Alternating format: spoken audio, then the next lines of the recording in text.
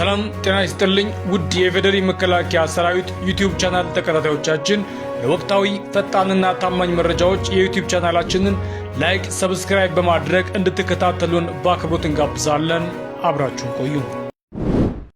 የኢትዮጵያ አየር ኃይል ሀገራዊ ግዳጁን በአስተማማኝ ብቃት እየተወጣ ነው ሲሉ የፌደሪ አየር ኃይል ዋና አዛዥ ሌተናል ጀነራል ይልማ መርዳሳ ተናገሩ። ፌደሪ አየር ኃይል ዘመኑን የዋጀ ቴክኖሎጂ በመታጠቅና ብቁ ሰራዊት በማፍራት ሀገራዊ ግዳጁን በብቃት እየተወጣ መሆኑን የአየር ኃይል ዋና አዛዥ ተናግረዋል። በአየር ኃይል አካዳሚ በመሰረታዊ ውትድርና ሙያ የሰለጠኑ የምልምል ወታደሮችን የማስመረቅ መርሃ ግብርም ተከናውኗል። እኔ ለሀገሬ መስዋዕት እሆናለሁ ብላችሁ ወደ ጀግናው የሀገር መከላከያ ሰራዊት የተቀላቀላችሁ ተመራቂዎች እንኳን ደስ አላችሁ ሲሉም ዋና አዛዡ መልእክት አስተላልፈዋል። ኢትዮጵያ በ2022 ዓ.ም ከአፍሪካ ቀዳሚ አየር ኃይል የመገንባት ውጥን ይዛ እየሰራች ነው ያሉት የአየር ኃይል ዋና አዛዥ ሌተናል ጀነራል ይልማ መርዳሳ አየር ኃይሉ አገራዊ ግዳጆችን በብቃት እየፈጸመ ይገኛልም ሲሉ ተናግረዋል። ኢትዮጵያ የያዘችውን ከአፍሪካ ቀዳሚ አየር ኃይል የመገንባት ውጥን የሚመጥን ቴክኖሎጂና የሰው ኃይል ማብቃት ላይ ትኩረት ሰጥቶ እየተሰራ መሆኑንም አመላክተዋል። ሀገራችን እያከናወነች ያለው የልማት ስራ ያለምንም የጸጥታ ችግር እንዲከናወን እየተደረገ ነው ያሉት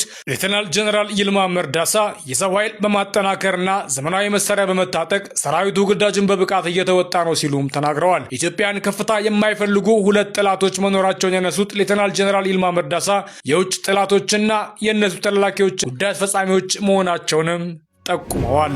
ውድ የቻናላችን ተከታታዮች ዛሬ ያቀረብንላችሁ መረጃዎችን ይመስሉ ነበር። የዩቲዩብ ቻናላችንን ላይክ ሰብስክራይብ በማድረግ ቤተሰብ እንድትሆኑ በአክብሮት እንጋብዛለን። ሰላም